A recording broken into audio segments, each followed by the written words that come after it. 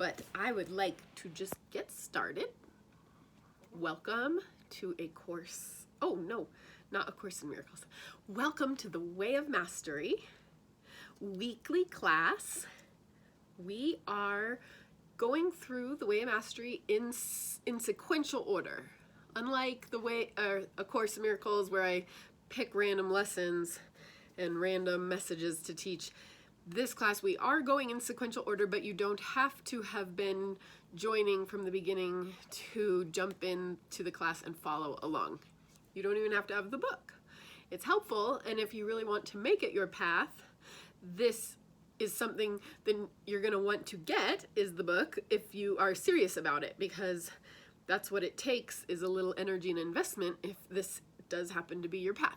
But you don't have to have it. I will be sharing directly from the text, and we're gonna use this time to hear what's inside, and we're not gonna analyze it. We're not going to sit around and judge or try to understand it or pick it apart to death. I will try to deepen the understanding by giving a little maybe some descriptions or examples throughout, but this particular section is lesson 2. We're actually on page 15 tonight, starting off from where we left off last week, and this section is called Peace Flows from Alignment with the Mind of Love. And I'm going to share this with you. I'm going to start a couple paragraphs. Hi, Kayla. Just getting into the Way of Mastery. We're on page 15, continuing on from last week. And welcome. Thanks for joining. I'm so grateful to see everybody tonight, and it's really good to see your smiling face. I'm gonna read through this part without any explanation, just so we can remember what we were listening to when we left off, because what we were hearing when we left off was that it takes great courage and faith to look upon all of our creations, all of our thoughts, feelings, all of our manifestations, our projects, our relationships. We are to look upon them with love and with the innocence of a child. For example, if we planted a garden and everything in it withers and dies, you would just want to smile and say, I planted a garden and I have done this alone and I have done it well. I'm gonna get a little hungry though, so I better go to the store. And why is this important? Because a long time ago, all of our souls, we began to create the perception that it was something other than it was created to be, our souls. And the voice for ego emerged within our garden of consciousness. As the soul, that deepest aspect of the mind that you have all known, that one that's still connected to God, began to identify with a voice that was other than the voice for God.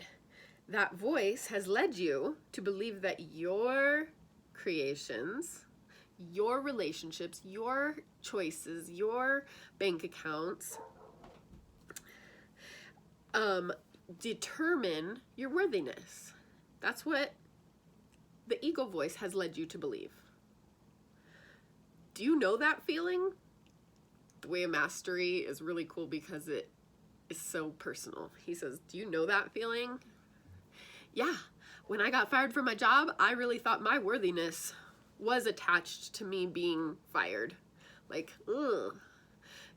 But what this is saying is that's not true. That's what the ego voice is telling you. But the voice for love says you're perfect no matter what your creation is. Whether it withers and dies or gets fired or whatever, you're still innocent. That's good news. And I love this spiritual path for that reason.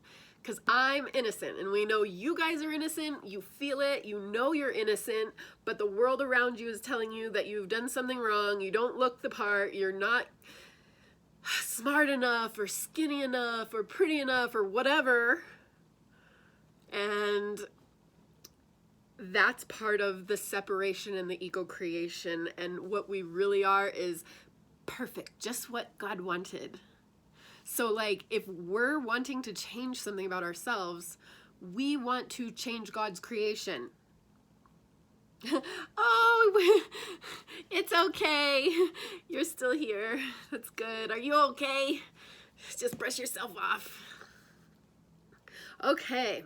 Therefore, if what you create is not up to snuff, it means that you, in the core of your beingness, are some kind of failure. But I say unto you, in reality, failure is not even remotely possible. Why? If you plant a garden and the seed does not turn into a beautiful flower, but withers and dies, that experience is a creation. It is a creation, and you've done it. And because all events in space and time, based on our new truth system, all events in space and time, everything we experience are perfectly neutral. There is never in reality any failure. The reason we think that events and circumstances aren't neutral is because we have taken it upon ourselves to apply a meaning to it. Now, if we break it down into an example, we don't use the most extravagant example of like world famine or whatever, because we want to practice on things that are practical and easier and smaller for our brains to follow along, because our heart can do it. Our minds are going to want to resist trying to heal the Holocaust. But it's saying everything we create is neutral.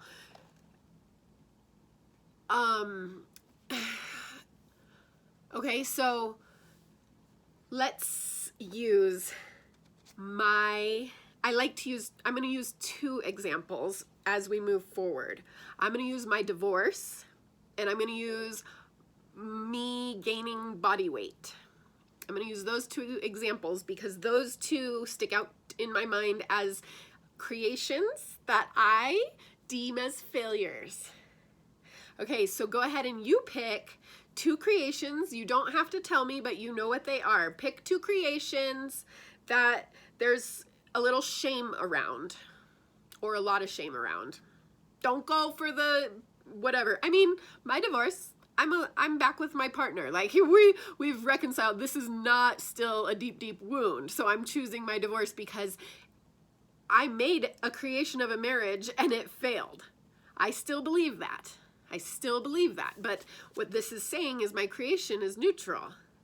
And if I want to apply meaning to my divorce, like it was the best break I had ever, we each got really good perspective, I let him hit bottom, and then I figured out I was enabling, and then I figured out that I wasn't taking care of myself. Like, look at all these beautiful miracles I can see within the divorce if I apply the meaning deliberately. So my body weight, I gained like 30 pounds in like, boom, a blink. And I was like feeling a lot of shame around it, but guess who created it? I did. I created that. I know better and I don't care in the moment. Like, I'm going to eat what I want to eat and it feels good and it actually soothes me sometimes. I'm going to be honest. It's not real. It's not really soothing me, but I think it is. And so, you know, I'm innocent. I also practice my innocence. I know I'm innocent. I'm not doing this on purpose to be bad to my body or bad to myself. I'm not creating failure on purpose, right? Neither are you guys. Nobody here wants to create failure on purpose, but we've created it and it's neutral until we apply meaning. Just like my mom might apply a different meaning to my divorce than I do. I guarantee you she does. I guarantee you her opinion and impression of what happened there is different than my ex-husband. Like, every single one of us has a different interpretation of that event, but what kind of feeling does it give us? That's what we're looking at. And this is saying only failure seems to occur within your own consciousness When you believe that it is not acceptable to receive and own and embrace your creation with love and with innocence. Let's hear that again. The only failure seems to occur within your own consciousness when you believe that it is not acceptable to receive and own and embrace your creation with love and with innocence. So we can flip that around.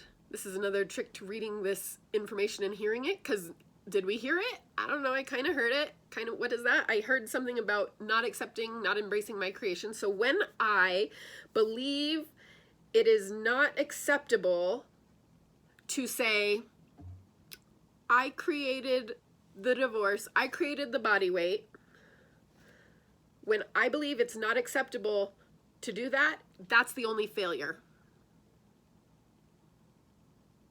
The only failure is when I believe that it's not acceptable to say, yeah, I gained a lot of weight, 30 pounds. It was because I ate a lot. Like, if I think that's not okay, that's the only failure. Kind of like, oh, the divorce, it was probably a blessing and not a curse, you know? And that is what I want to believe. But if I don't believe that it's acceptable to look at that and correct it and choose a new meaning, then that is the only failure. That's what this is saying. You can't actually fail. There's only one real failure, and that's believing that it is not acceptable to receive, embrace, and love your creations. No matter how exploded and blown up they are. Like in the Course in Miracles, we talk about the laboratory of life, and we're running around, little godchildren, making up experiments. And we're just seeing what goes, and we're seeing what works, and we're seeing what doesn't work. Sometimes the things react, sometimes they don't react, sometimes they blow up in our face. But we are in the laboratory of life, so we might as well listen to something that says it can bring me peace during this laboratory experiment called life. It says, instead of denying your creations, Carolyn and Kayla and Donna, instead of doing the denial of your beautiful creations, whether they failed or not, you can choose to look upon your failed creations, to experience your failed creations, and to recognize you are perfectly safe in looking at them and experiencing them. You're safe just to look at them and experience them. Our ego doesn't want to believe looking at our failures, our quote unquote failures, is safe. We're like terrified. But when we are terrified to look at it from a place of love, guess what we do? We recreate that. Maybe with the same person, maybe with the same pattern, maybe a new one. But like we're gonna recreate that until we choose to see it lovingly. That's the loving correction that this is talking about. If we can see it lovingly, then we can choose again. And that's exactly what this says. For it is from here that you can decide, guys, whether to continue in that form of eating habitually over and over and over again from the refrigerator, even though you are gaining 30 pounds excessively quickly. I can continue to sabotage myself with the idea that I got a divorce and I am an ex-wife, a has-been wife. Like I could continue down that creation, or I could look at things differently and approach them differently. For the ego, that's too easy, because the ego wants you to suffer and punish yourself, and condemn yourself, and hate yourself. It doesn't want you to heal. So if you realize that it's a choice and you can change it in your mind, then you start seeing it in your physical experience. Because what we're seeing in our physical experience is the result of what we've been doing, right? So if we come at it from a place of love and we say, okay, I'm an innocent person. I love myself regardless of my withering garden, my divorce, or my body weight. I love myself. I can choose again. I can choose to have a better diet plan, a meal plan. I can choose to get back together with my ex or move on. I can choose to replant my garden and try again next year. Like, I have so many choices if I perceive myself as innocent enough to choose again. That is where the catch is.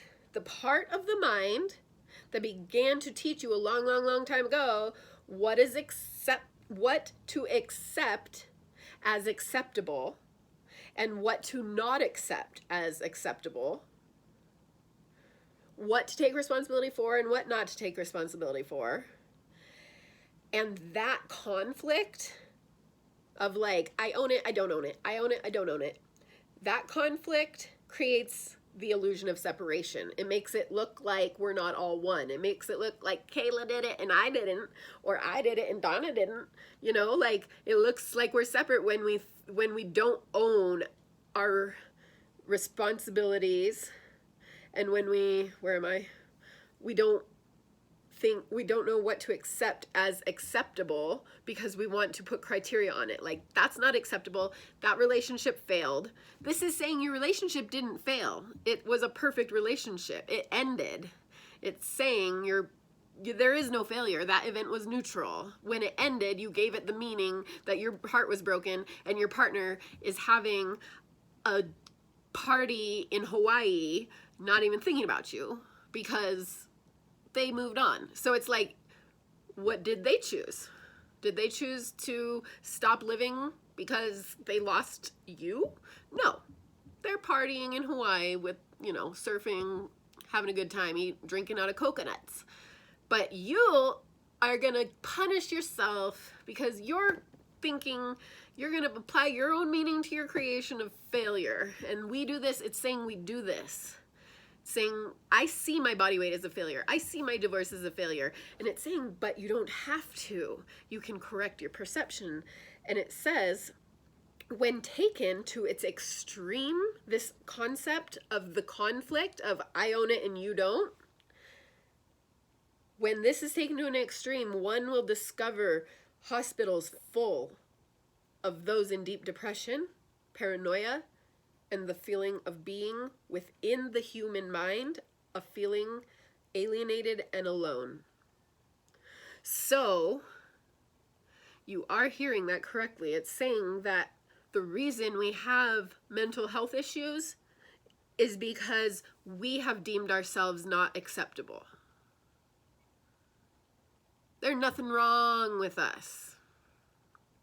We are awesome. We are perfect. We are innocent. We haven't made perfect choices, but that doesn't change that we are awesome. And this book is saying, yes, you are awesome. You remember somewhere deep down. You do. That's great. I can teach you. I can take you the rest of the way by undoing that creation, that ego creation that you created, that you're separate and different and apart from God and love, and that you're the one person that doesn't deserve love, doesn't deserve health or abundance or joy. Whew, yeah. This is a really powerful lesson. Okay. I'm going to get going because I hope we can get through a pretty significant portion of this. I really, really, really want to get to the end of page 19, and we are just turning the page 15. So I'm going to kind of crank, but I'm going to pause and I'm going to ask for comments or discussion for short periods of time so we can kind of integrate and you can ask questions. If you do have a question in the middle, because we're in this online format, I want you to like just wave your hand at me, and I will pause and we will take your questions so that you can get kind of process that and get over it so we can keep moving. So ask questions if you want, or wait for the comment time, discussion time. We're gonna get through this. It's a powerful lesson. Oh my God, we're only on lesson 2. This is only the second section, but we're gonna try to get through section 4. So here we go. Helplessness, hopelessness, despair, anger, guilt, and hatred are all symptoms of a fundamental delusion that has occurred within the depth of your mind. Hopelessness, despair, anger, depression, hatred, separation are all fundamental delusions that have occurred within the depths of your mind. It has occurred because there has been a long history, a very long history of cultivating the skill of listening to the wrong voice. The wrong voice is the ego, the voice of ego. The voice of ego has taught you, this is what here you want to know what the voice of ego has taught us? The voice of ego has taught us to judge, to pick, and to select what you will be responsible for. The more you move into that consciousness, the harder it seems to ever hope for a chance of transcending the sense of separation, conflict, lack, and peace. So it's warning us there. I'm going to read that again. The more you move into that consciousness, the harder it seems to ever hope for the chance of transcending the sense of separation, conflict, lack, and guilt. What that's saying is, when you're in that feeling of depression, when you've been listening to the voice of ego, when you've been hearing the wrong voice, and you believe that you can be responsible for some things and not responsible for some things, and this happened to me, but I did that, and I didn't do that, that happened to me. You know, like what this is talking about is the victim energy. And it's saying, the ego taught you to deny that, resist that. The ego said that that wasn't your responsibility. But this is saying, if it's in your field of awareness, it's your responsibility. Which also means the White House, for example, is in Washington, D.C. It's not in my living room. I don't need to worry about what's happening in the White House because it's not in my field of awareness, right? I can turn on the TV and pretend I have some sort of whatever, but I have no influence on what's happening in Washington, D.C. But because in the field of my awareness, I see what I'm seeing. I see just like staying at home, growing my truth teaching ministry, like trying to get my Reiki practice going again. Like that's what I'm seeing and experiencing. And I have relationships. I have time and space and energy management. I've got money, financial issues. I have all these like things in my field of awareness that, because they're in my field of awareness, they're mine. Because you and you are both with me this evening, you're mine. I take that very seriously. You're mine. You're in my field of awareness. I should cherish and honor that which pops up into my field of awareness, and I do. I'm very grateful. And if it's, that's very present moment too, right? If I'm thinking about what's happening in the White House in Washington, D.C., am I here honoring and enjoying the beauty that's right in front of me? No. Where's my mind? I want it to be present always. Like that's a practice. It doesn't come naturally. This is saying we've been listening to the wrong voice. That means we're not going to easily and effortlessly hear this right away. But once we hear it and we repeat it and we study it and remember it and apply it, eventually it starts to become how we think, how we operate. And it's not hard. But at first it's hard because that ego voice is running, right? We have that constant ego voice running, telling me all the time, making sure I'm definitely not feeling too confident. Like, it doesn't want me to get too conceited, like, it's like, I'll make sure I get you. And that's just what ego is designed to do. But okay, let's keep hearing what this is saying, because it's telling us that when we're staying in that energy of hopelessness, hatred, despair, anger, that's in our mind, our little mind. And when we stay in that consciousness, it seems even harder and harder to get out of it, for transcending that sense of guilt, separation, conflict, lack of peace, right? How many of you have not known the feeling of resting your head on the pillow at night and not being able to sleep because it's just not going how you expected? It being whatever your circumstances are, your life. You're laying your head on your pillow and you can't sleep because things aren't going the way you expected. But what the truth is that the reason you can't sleep is because you're in judgment of your creation. That thing that you're spinning around in your head over and over and over and over and over and over and over and over, you're in judgment of it. That's why you can't sleep. Your mind's keeping you up. It's not insomnia.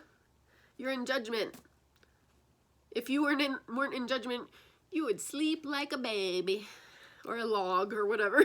Babies don't always sleep good, so why is that a thing? I don't know. Anyway, it is possible, though. We're hearing good news. It is possible to cultivate just the opposite of that judgmental, angry creation, which you learn to look upon with perfect innocence of all things.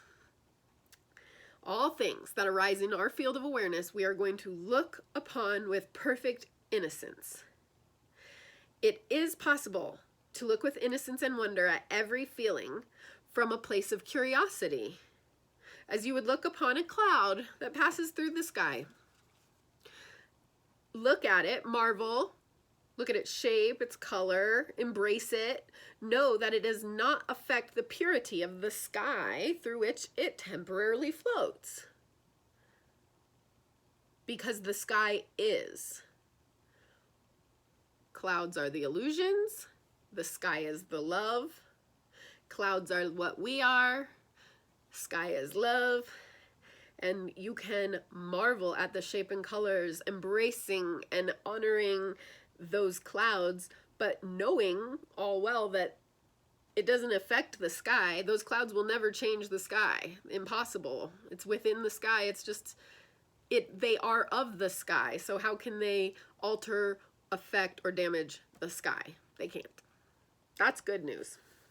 Each of your creations, whether it's your money or your transportation or your relationships or your, you can think of good and bad, all of it. Each of your creations is exactly like this.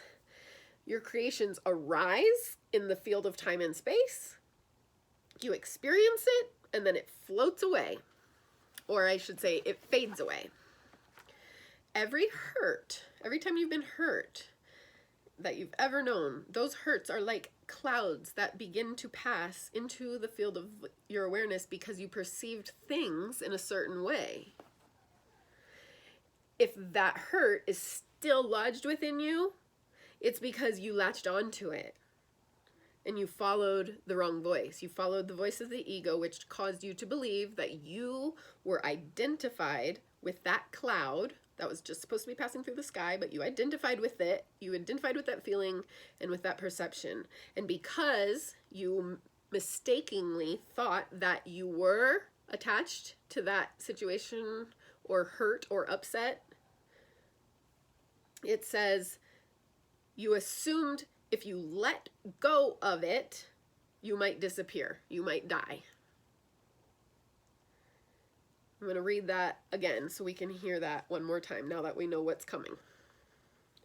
It It says, every hurt that you have ever known is like a cloud that began to pass into the field of your awareness because you perceive things in a certain way. If that hurt is still lodged within you, it is because you latched onto it and you followed the voice of the ego, which caused you to believe that you were identified with that hurt feeling and with that perception. Because you mistakenly thought that hurt feeling and perception was you, you assumed if you let go of it, you might disappear. You might die. That's different than what we're used to hearing, right? But I feel that. How do you guys feel? It's like, yeah, it might be wrong. I might be doing it wrong, but I don't want to stop. I don't want to let go of it. I'm attached to it. It's what I do. So I don't want to let go of it. Yeah, like think of addictions. Like addictions are perfect to think about because we latch on to them. We think they're who we are.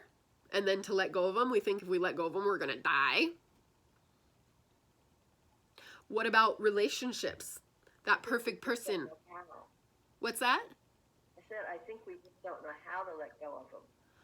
They become habits. Absolutely. And there are ways to do it. And here's a book that tells us how. This book is full of ways of telling us how we do it. But the cool part about these books are they are guaranteed to work for you if you apply them. They're guaranteed to be easy and effortless because they're in alignment with love. They don't go against love's creation. They're in alignment so they can carry you faster and quicker to the truth, back home, back to that inner peace. That's what we're practicing for. We're not reading this because it's fun. Quite frankly, it scares the bejesus out of us sometimes. But we're reading this because it's gonna create inner peace. And we can be anywhere in the world and be cool if we have inner peace. Right? We can be any age, we can have any ability, we can have any socioeconomic background, and we can have, if we have inner peace, we are good. And this book and A Course in Miracles are those instruction manuals of what things you can do to achieve that. It's awesome. There are instruction manuals for life, turns out. But nobody wants you to know. And that's why these aren't exciting either, because it's like, oh, I don't know. It's kind of it's a lot to handle or take in. But,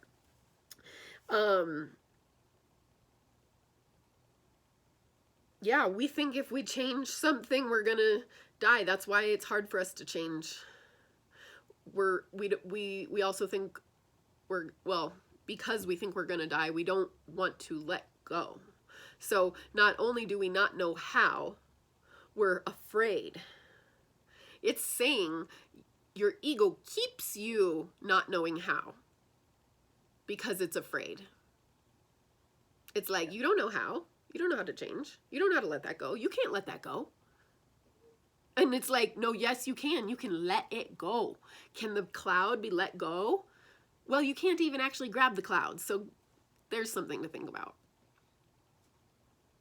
Right? You can't even grab the cloud. So don't try. Don't try to grab onto the cloud and hold it and analyze it and judge it and make a story about it like it really likes you and it really wants to take you to dinner. And it's like, no, this cloud just wants to float through the sky and go.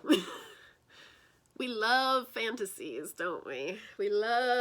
Our mind loves to always be telling stories, so we want to give it better stuff to tell stories with.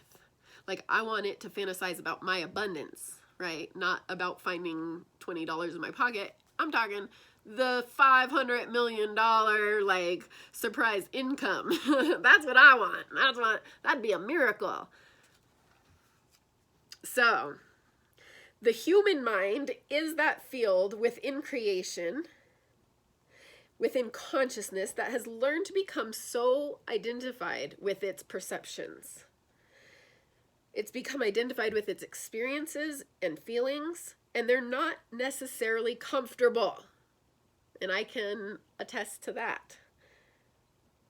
It believes that If it lets them go, though, it will die.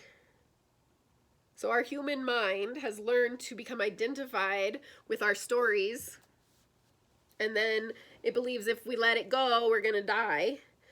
From this perspective, as we look upon the fields of energy, or look upon the energy fields, we all have energy fields, right? And it says, from our perspective, Jesus and his invisible helpers are talking to us. So listen, this is what it's saying. From our perspective, as we look upon the energy fields of those of you still identified in the third dimension, that's us, that's because we have bodies, we're in the third dimension. It looks as though you're gripping, causing energy to condense. Your knuckles are white, trying to hold on to limitation and guilt and unworthiness and doubt. That's what they're seeing. They see these beautiful Jesus and his invisible helpers that we're not seeing because we don't see it, we don't believe it.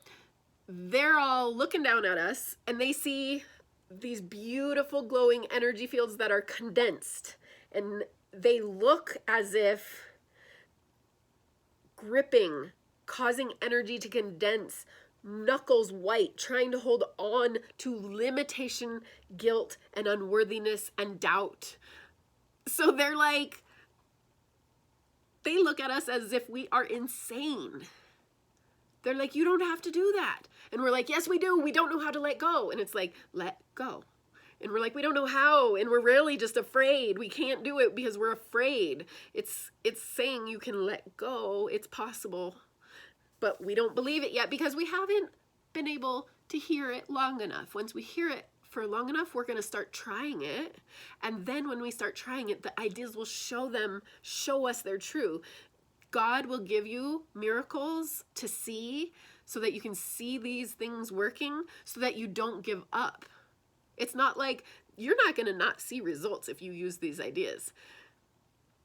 Sometimes things look like they break before they get better also. That's also a way this can look. It looks like it can dismantle you quite dramatically before it builds you back up, but it will do it quickly because it doesn't want you to fail. It wants to meet you where you're at. We've had a lesson about that. Love will meet you where you are. Hallelujah. Amen. Love it. So it says, you seek innocence and peace. You seek abundance, prosperity, and joy. Yes, yes, yes. But often when you touch those things, it frightens you.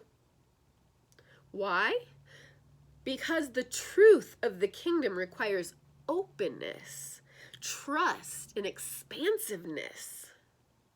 It involves allowing and trusting and witnessing and letting things come and go. It involves learning to cultivate a deep enjoyment of whatever arises, seeing that all things are just modifications of consciousness itself, and then letting them go when it is time to do so. Rest assured, there is no one, not one single soul, who has ever discovered something that was birthed in time that did not end in time. How much of your suffering comes because you are clinging to a lifeless past and insisting that you carry it with you still? You're doing that because in the past you became identified with the clouds that were passing by and you claimed them as your own identity. Therefore, if you release it, it will mean that you must change. You must go on. Creation itself that flows from the mind of love is ongoing forever. You will never cease to be. You will never, ever cease to be. You will go on forever and ever and ever and ever and forever and forever. That's actually in the book. That's not me. I love this path because Jesus is like, he's all about the repetition too.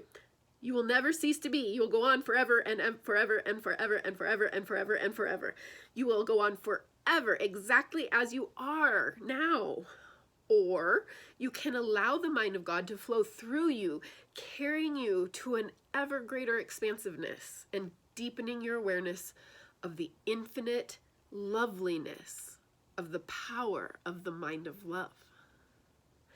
Yes, please. I'll take some of that.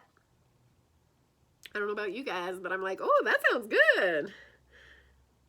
I'll take more, better.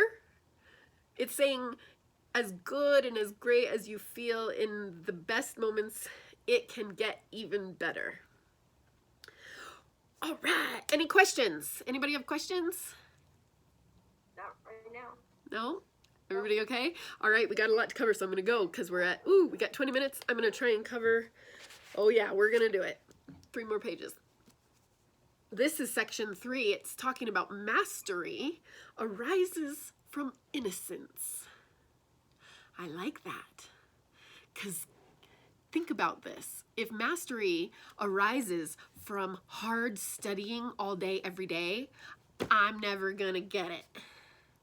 Because I just don't have that kind of self-discipline. But if mastery arises from innocence, I have a chance. And we all have a chance because we know deep down we're innocent. We didn't mean to do anything wrong. We're not like here to hurt people. We're just trying to figure this out and get through without losing too much peace. We're trying to learn a sane curriculum instead of our insane curriculum. In these lessons, we will create a system or a pathway upon which you can walk deliberately to cultivate the quality of awareness in consciousness necessary to stabilize awareness, so that you can bring awareness to each and every moment of your experience. Imagine then being able to experience whatever arises without losing the sense of spaciousness, innocence, and ease that you now experience in fleeting moments. For instance, you know the experience when things are going well, you are singing a happy tune and life seems to be moving ahead. Imagine that same quality of trust, faith, certainty of purpose, even when the buildings are crumbling around you and the bank account has gone dry. Imagine being able to look at those events with the same sense of innocence and wonder with which you would look into the eyes of your beloved. And my ego's like, I will never look at a zero bank account with eyes of the beloved. Like, that's impossible for this human to do. And Christ's vision actually lets us do it. But we are right. We can't do it. But if we join with love and see through love's eyes, we will see a beloved creation in a $0.00. Woohoo! It's like, oh yeah, give me some of that. Ooh, zeros. I like how you look. You know, like we don't do that. But it's saying every creation, even a dried up bank account, crumbling buildings, if we have inner peace, how could anything be wrong? That's mastery. For such a quality of awareness is perfect mastery. Within perfect mastery are discovered perfect peace, perfect freedom, perfect joy, and uninterrupted communion with all of creation. Hallelujah. All of creation is God herself. So it says within it, perfect peace, discovering within your perfect mastery, or your quality of awareness is perfect mastery. Within it, you discover perfect peace, perfect freedom, perfect joy, and uninterrupted communion with love, God, the universe, everything that is. And if you would well receive it, that quality of feeling intimately one with all of creation is what you have been seeking as a soul since the first identification with a creation called the ego began. For that creation created conflict and separation. Everything you have ever attempted to do so since has been an attempt whoops, I just lost my spot, has been an attempt to overcome separation and to gain back what you felt you had lost. So, like, wanting to have that good job, wanting to have a perfect relationship, wanting to be the best daughter or mother or sister, being the best, like, these things that we attempt to do to seek for love, seek for that validation. Those things are false idols, that's saying we don't actually find the love of God in those things. Those actually created the conflict and the separation, because you took it upon yourself to have to earn that money, lose that weight, fix that relationship. Everything you have attempted to do has been an attempt to overcome separation and gain back what you felt you'd lost. It is just that the ways you have done so don't work. We're innocent. Again, I love this book. Okay, so it says the world of conflict, fear, guilt, and unworthiness, the worlds that we create, and the world of the kingdom, they both lie side by side within your own mind. That's why this stuff can work, because they're both in there, love and fear. The kingdom of heaven and the kingdom of conflict, fear, guilt, unworthiness, basically fear, all here. They're side by side. They live next door to each other. What we're doing is we're living in one house. We're living in the side that tells us we're unworthy all the time. We're not following the guidance of our loving mind, the kingdom that resides right next door. Same mind.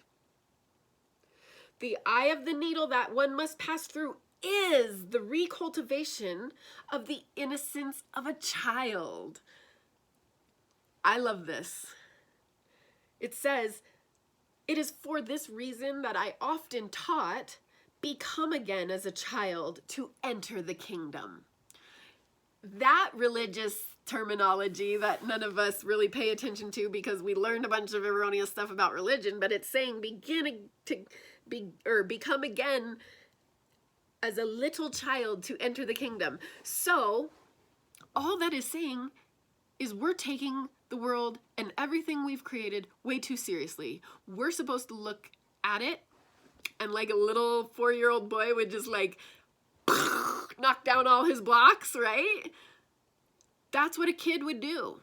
That's what children do. They destroy it. They make it, they destroy it. They're not attached, and that is the essence of what we would like to cultivate, because if we're an adult that knows everything, we're never going to enter into the kingdom. Only children who are like, okay, like I don't have to hold on to anything. I don't have to make it mine. I don't have to own it. I don't have to like hold on to it and not share it. Like none of those things. I mean, the ego is essentially too much of a know-it-all, too righteous to enter into the kingdom. And the kingdom being that peaceful inner peace here, heaven on earth. Kingdom is your creation here on earth. Is it a loving creation or is it a fearful creation? That is what we're learning about.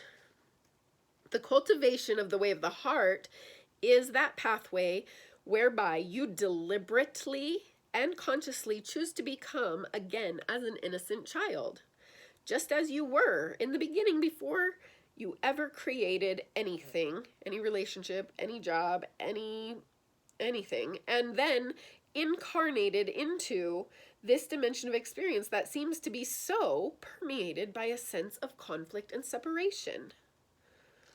So we started out as a baby, innocent, beautiful, perfect, and then we started learning the ways of the world.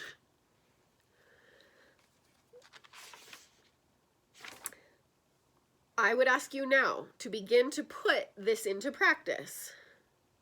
Wherever you happen to be, stop for just a moment and truly become aware of where you are. Okay, so we're going to follow these directions real quick. I want you guys to look to your left, look to your right, look behind you. What have you created? Because it says, where are you? Are you not having the experience of seemingly being within a body? Do you not seem to be abiding in a room somewhere? Are you not within an environment in which you are certain weather patterns are going on around you? Perhaps there are sounds coming into your ears. Can you truly be aware of where you are right now? Can you feel the weight of your body as you stand upon your feet or sit within your chair? Do you notice the tension in your neck?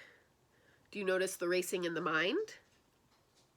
If that is going on, can you begin to bring your awareness to exactly what is from a place of innocence and non-judgment?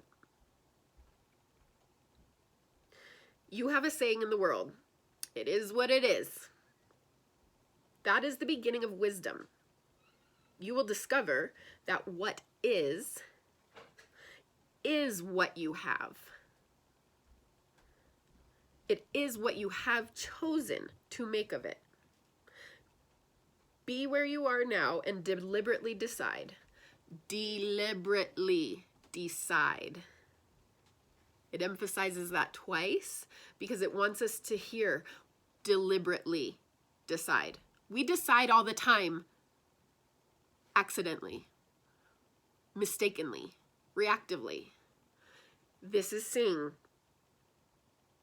be where you are right now and deliberately decide to accept wholly that what you are experiencing in this very moment has no cause whatsoever except your choice to experience it. And Carla from last night, why did we come here? Why did we decide to go into this separation of this body, mind, spirit? Why are we here? Why are we doing this? Because we chose to experience it. That's it. We chose it. It's like, it's also neutral. We don't think so because we idolize death and we think we're so scared of death. We think everything, we don't live in our living in our oneness versus that death of, that was our, I don't need to go back in lessons. That was from our other lesson. Anyways, it says, wholly accept that you are experiencing in this very moment has no cause whatsoever except your choice to experience it. Rest assured, whatever your ego mind might try to tell you, if you did not wholly want to be right here in this class right now, you wouldn't be here. If you were in a body in the field of space and time, rest assured, you desired it, you chose it, and it is here. Begin here. There is no need to judge it, no need to ask it to be different. Just truly be aware of what is. If you are feeling the body sitting in a chair, allow this thought to come into the mind. I love this one. If you so desire, close your eyes. This one is amazing to hear. With eyes closed, if you'd so desire. I have literally created this experience. Something within me is so grand, so powerful, so vast, so beyond anything that scientists have ever come up with that I have literally crystallized into the field of experience, an awareness of being in a body in space and time. It has come forth from the field of my consciousness, the gift to me from God, who asks only that I learn to create as love creates.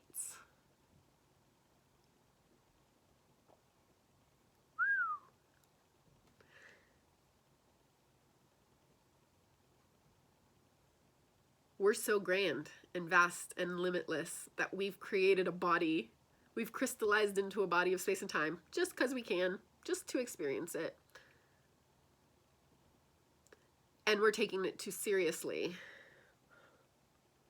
we're causing ourselves a lot of pain throughout by choosing not to see things correctly, by choosing to apply our own meanings.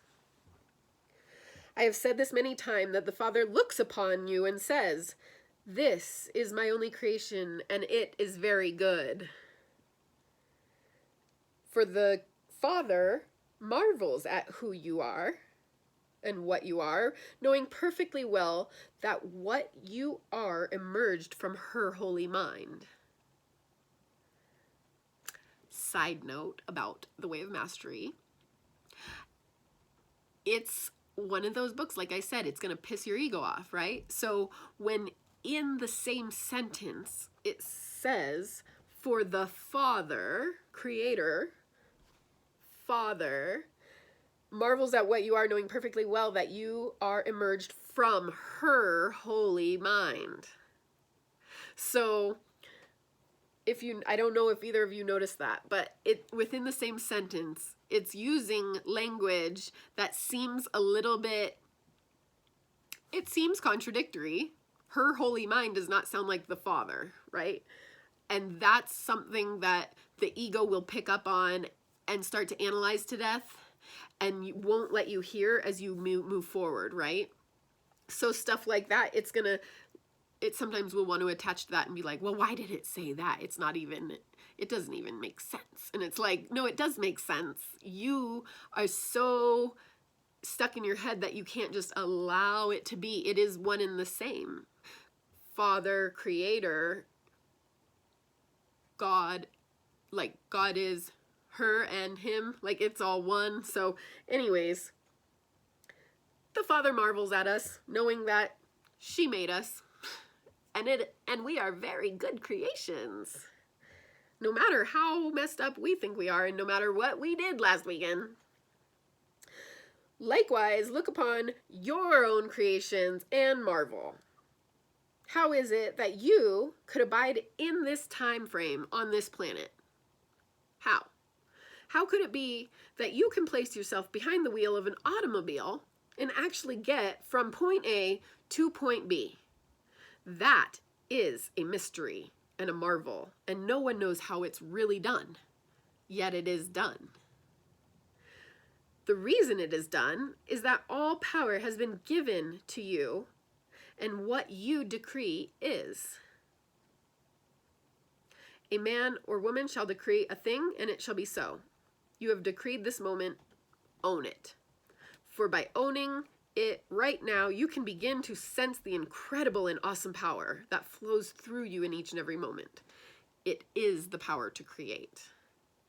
It's there, it's in us, it wants to create through us. We have that power, and what we decree is. So, what that means is when we poo-poo ourselves and say, I'm not smart, I'm just not a good reader, I'm just never been good at math, what you decree is. So what am I decreeing every time I say, I am?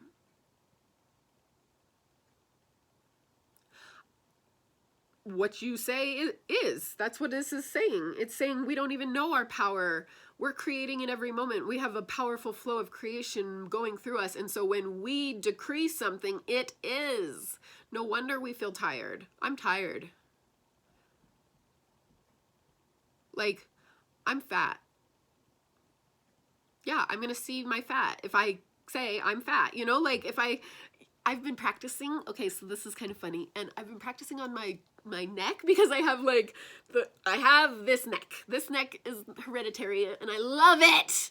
And that's my new story about it.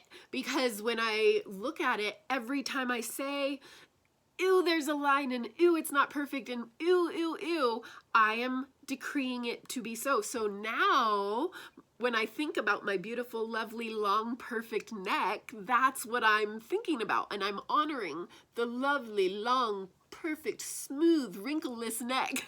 Like, it doesn't even matter what's really there. You just keep telling yourself your story because what you decree is, okay? So, like, I've honestly started feeling a little less self-conscious about my neck since I've been telling myself how beautiful and long and perfect it is. Like, it's a story. you are feeling the way you feel because you're telling yourself stuff.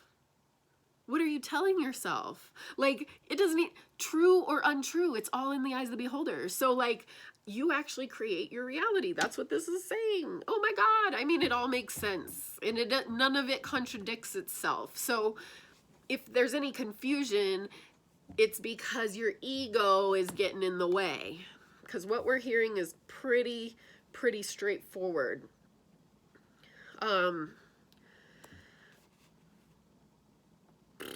Okay, I have just a little bit of, I'm almost done with this section, so I'm gonna go ahead and try. Ooh, should I try to finish it? I'm gonna try to get to the end of this page. We're at 7:30, so it's been about an hour, but I really gotta try and finish this for us. It's so good. Begin by choosing now to cultivate the practice in this manner. Set the intention so that each hour of your day, 3 to 5 minutes, you practice bringing this quality of awareness into to exactly whatever you're experiencing. So when the thought arises to do that practice, do it. Where does that thought come from? Imagine you're going through the day and you've been hustling and bustling, and you've gone to your office or your work, you've talked to your friends, you've bought your groceries, you have done all of the things, and suddenly the thought appears. Bong! Oh, focus on being aware that I am literally the creator of what I experience. Do you think it just happened by accident? No. The thought is permeating your conscious awareness from the depth of your mind that rests next to the mind of God. Therefore, the power to generate that very thought is the effect of God's loving will entering into your field of being, penetrating the veil of distraction and shining forth as a thought. That's right, 5 minutes every hour. Can you feel the awesomeness of that? For you are linked to the mind of God, and God knows how to bring you back to complete freedom, perfect peace, and mastery of this entire realm. If you're into that, if you like that sort of thing, but if not, you don't have to read the book. For me, mastery, perfect peace, perfect freedom is exactly what I want. I want that. That sounds amazing. Mastery of this entire realm? We don't even know what that means. Yes, I'll take that. It sounds powerful. It sounds amazing. It sounds like I don't have to be a victim. It sounds like I can be a powerful creator. I love it. Those who truly love God and would truly awaken will feel something compelling them to master this simple practice for 5 minutes of each hour. They'll learn to delight in it and look forward to it. Pretty soon, those 5 minutes turn into 10, or 6, then 10, then 15, then 50. And before you know it, there's established in your awareness the unchanging realization that everything that arises, they have decreed, and so it is. 5 minutes every hour is not too much to ask. 5 minutes every hour, be as you are created to be. A creator, decreeing that which brings forth experience. Never again allow yourself to say, well, I'm really here because I have to be. I'm really just doing this because it's what I ought to do. Take these words, ought, should, must, have to. Write them on a piece of paper. Look at them. Then light a match of the corner of the piece of paper and let that sucker burn and dissolve to dust. It is a symbol of allowing the energy you've given those words to become again as dust or ash of the ground. Clear them from your consciousness, all the identification of these words, and all of them are denials of reality. So I even have mine written out right here because I'm going to do it. Ought, should, must, have to. I am going to symbolically well, not symbolically, I'm gonna burn this thing. I'm going to a safe place like a sink and I'm going to burn it because that's what the book is telling me to do. This is not challenging stuff. This is not meditating under a waterfall for 40 days. Like, this is not hard, but it said this kind of crap has to go. That's what this is saying. I should do this. I have to do this. It's saying, get that out. You don't have to do nothing. You don't ought to do anything. That's where you're wrong. That's the wrong voice. That's the voice for fear, the voice of ego. And it says, many times I've shared with you that you need do nothing. Listen to those words and take them into yourself as though they are your own voice, because they are. I need do nothing. You do not have to survive.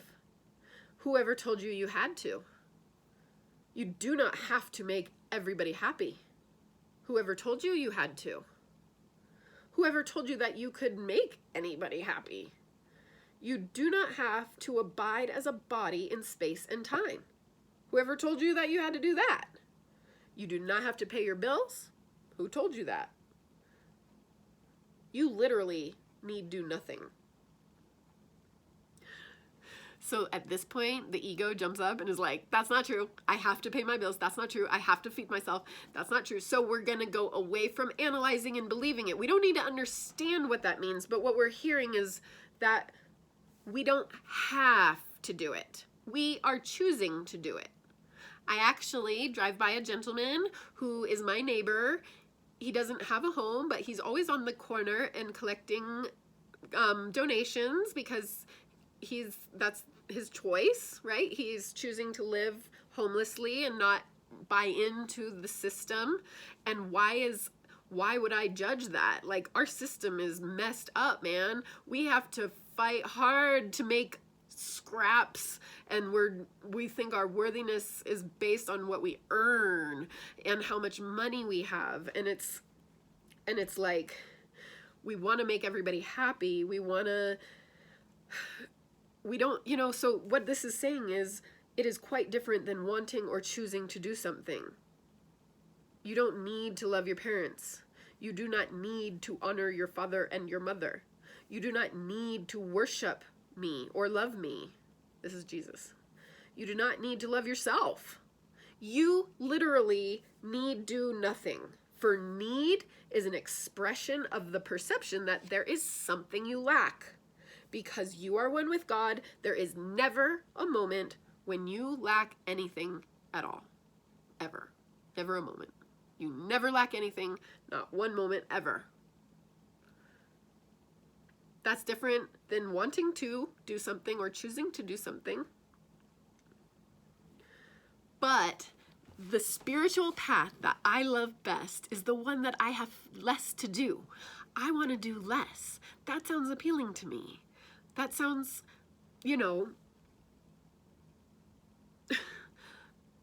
it sounds terrible maybe to some, but in a way I'm letting go of that. I don't care because it feels good to me. I don't want to have to try so hard. I don't want to have to earn or achieve my spiritual path. I don't want to have to, I want to be recognized for my innocence and perfection now. I don't want to, somebody who is on this path is not somebody who is out deceiving people or hurting people, right? So we're not talking about this is like, I need do nothing. We're talking about people who are already cultivating self-awareness. You can't tell somebody you need do nothing, don't pay your bills, don't take your medicine, don't feed yourself. It's not gonna work out too good. But that's not what this is saying. This is saying you can choose to take your pills, you can choose to feed yourself. You can want to dress a certain way. You can want to change your relationship. You can want to end your job. You can want to start a new job. There's all kinds of things, but you need do nothing. There's nothing that you can do that will make you acceptable. You're already acceptable. There's nothing you need to do that can make you unacceptable. Nothing. That's hard for us to believe, but we're not being asked to believe it or judge it. We're just going to hear that.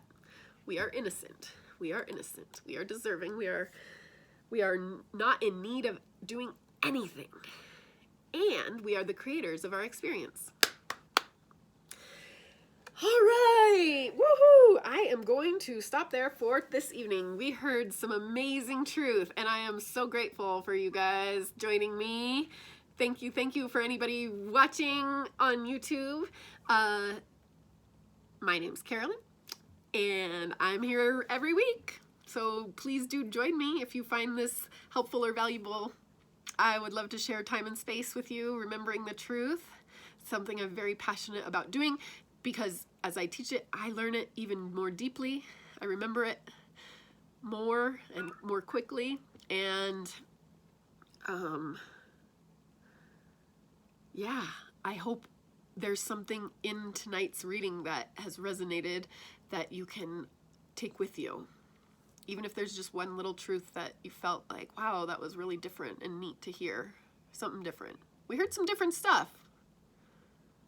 You need do nothing. That is not the way of the world. That is an opposite. I gotta run, have